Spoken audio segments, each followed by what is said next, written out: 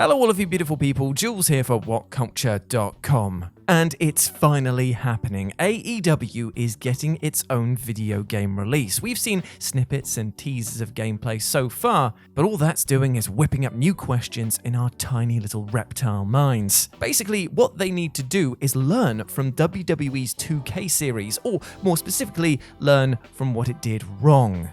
People will not accept a bare-bones approach to this title, especially seeing as Yuke's is developing it. This is a fresh start from a famed developer, and they must do the prized Elite license justice. So let's take a look at some features that need to be in this game. As I'm Jules, this is WhatCulture.com, and this is the AEW video game wishlist, 10 things that fans demand. Number 10, Speedy gameplay. So it looks like 2K are doubling down on the sim approach for 2K22. If so, then AEW's game must do everything but this. Now, early sounds coming out of the camp suggest that Yuke's fancy a much zippier gameplay style, kind of think No Mercy meets Here Comes the Pain, which is definitely promising. And please God, please make this happen. All Elite's match style is pacey and urgent, and even if it pisses off a few people to hear, AEW's wrestlers favor spots and plenty of them. So in the game, it's important that characters motor around the ring with speed and precision.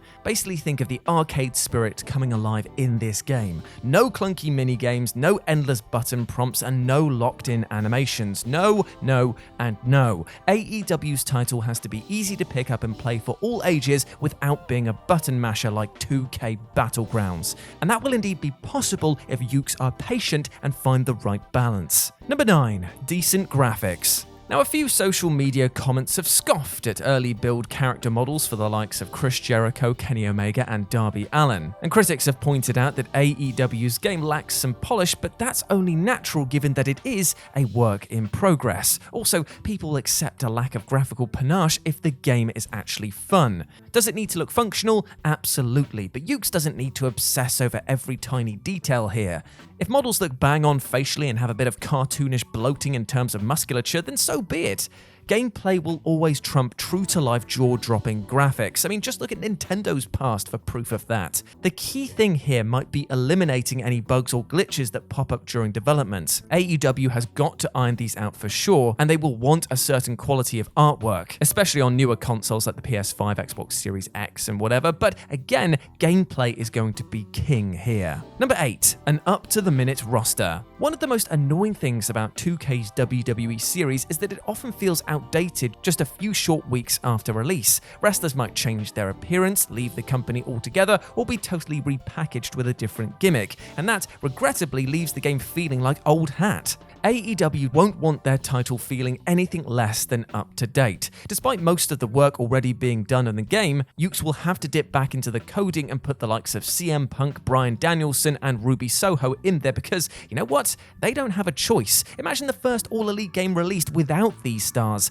That would be a bit of a bloody nightmare. The roster has to be bang on. Fans will want to play as their favourites out of the box without any of these pesky pre-order bonuses or the like. Because that again is something else which has blighted WWE's franchise for the longest time now. Too many characters are hidden behind paywalls and they rarely feel worth the extra expense. So right now AEW has to make sure this doesn't happen. Number 7, live fan service post-launch. Of course, 2K have to cut things off at some point. I mean, they're making a game here after all, one that needs to be shipped off and finalized before being printed onto those precious little discs. But that being said, there is an alarming lack of post-launch fan service on the WWE side of things. So there is a gap in the market that AEW and Yuke's has to fill. Now, fans will accept a load of new DLC if they are worth the price of admission and aren't deliberately held back.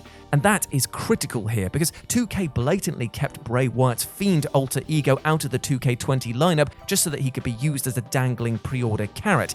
That completely sucked and should not be something AEW should mimic. Instead, assuming Yuke's won't be churning out a new game every 12 months, AEW should support it with fresh content over the next few years. They could add new wrestlers, new arenas, new assets for the Create a Wrestler suite, etc., etc. Because why wouldn't they do this? Because this is where they give value to their game game, and at the end of the day, value bloody counts. Number 6, AEW's atmosphere and presentation. The passion of live fans and the booming pops that they deliver is something that's quickly become a hallmark of AEW programming. It was obviously missing during the pandemic era, but some of the reactions that episodes of Dynamite, Rampage, and pay-per-view play that we've seen are genuinely astonishing. Replicating that in-arena atmosphere will be a huge challenge for Ukes. They'll have to juggle cheers and boos during entrances with the way that crowds come and go during actual matches. There are no excuses here though, not on modern hardware that is capable of creating a more immersive experience, unlike anything we've seen before. And commentary and general presentation have to fall into this category as well.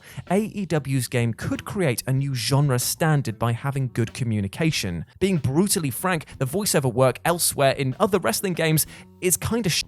And it has been for a generation. Imagine how amazing this game would be if Ukes can marry that passion from the stands with informative, contextually accurate narration.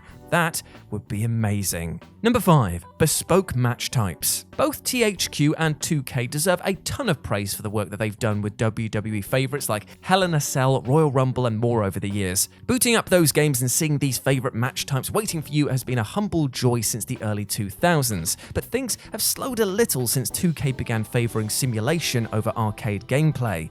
Yes, that's a grumble that we keep coming back to, but you know what? It's a fair one. Leaping from helicopters and Here Comes the Pain or other ridiculous scenarios in other titles has always been great, but WWE's games have struggled to add anything truly new for years. But the good news about all of this is that AEW has several bespoke matches to shout about, namely Stadium Stampede and the ultra-violent Blood and Guts. It'd be a riot to play through both of them in AEW's game. Maybe the Jackson Jaguars' huge Bankfield home could escape Madden and come to the wrestling domain as well. Also, AEW would beat WWE to the punch by effectively offering a War Games match into their franchise. Just saying. Number 4, a compelling story mode. Now here's another gap that AEW can plug. WWE's games no longer have a dedicated story mode that lets you play as an authentic star from Raw, SmackDown, or NXT. Sure, Universe scratches a few itches here and there, but it's not really quite the same as someone's career through all the ups and downs that come with pro wrestling telly. AEW's product has the benefit of feeling totally fresh to gamers. Taking the likes of Jungle Boy to the AEW title, for example, is something that people have never been able to do before, and that newness is something that Ukes needs to take advantage of. Fans should be able to choose a young buck, perhaps quite literally in this sense, or step into the boots of a legend such as Chris Jericho, plowing through episodes of Dynamite, Rampage, Dark, and more en route to huge pay-per-view matches. Sounds like a goddamn good time to me. Number 3, Elite Rivalries mode.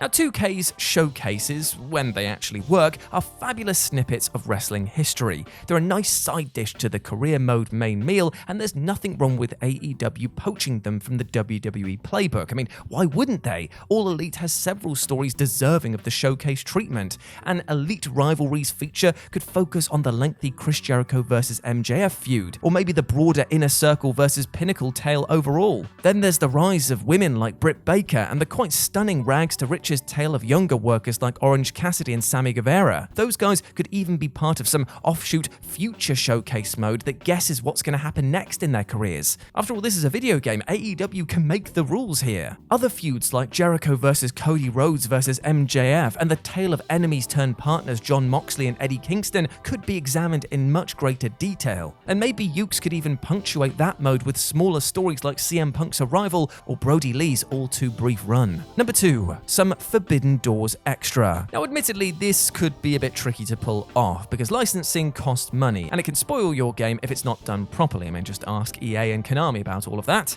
Still, this list is pure fantasy anyway, so you know what? Here goes. Wouldn't it be special if AEW could open the Forbidden Door in this game? To explain better, this would mean that several assets from promotions like New Japan Pro Wrestling and Impact would be involved in this Ukes project.